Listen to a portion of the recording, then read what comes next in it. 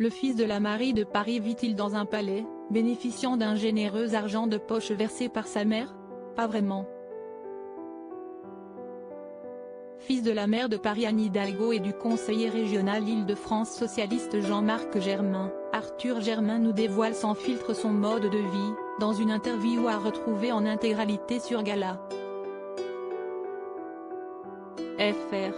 Le jeune homme de 22 ans a récemment été décrit par Libération comme un aventurier des beaux quartiers. Je suis dans la remise en question de mes privilèges en permanence, se défend Arthur Germain, qui affirme vivre depuis 4 ans sans l'aide financière de ses parents.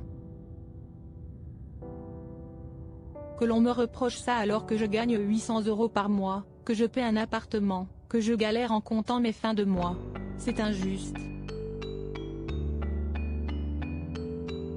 Employé dans une épicerie bio, Arthur Germain a d'abord caché à son patron l'identité de sa mère. Il me traite comme n'importe qui d'autre. Ça me fait un bien fou, nous explique-t-il. Quand il l'a su, il m'a envoyé un petit mot pour me dire qu'il ne fallait pas avoir honte de ça. Il m'a rassuré. Qui sont les enfants de politique qui ont fait parler d'eux en 2022? Que pense Arthur Germain, le fils d'Anne Hidalgo, d'Emmanuel Macron?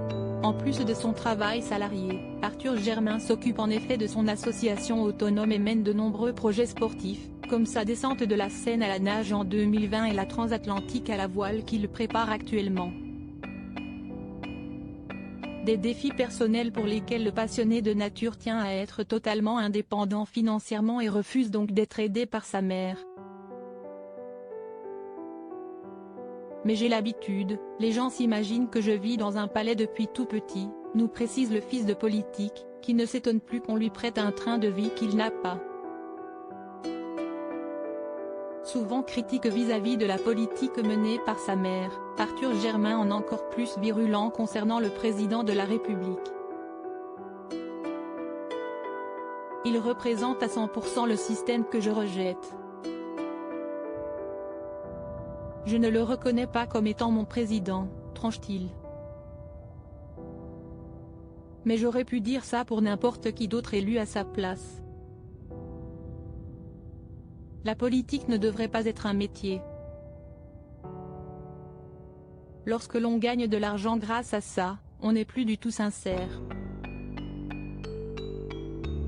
On devient carriériste et ce métier déconnecte du réel. Crédit photo, Cédric Perrin.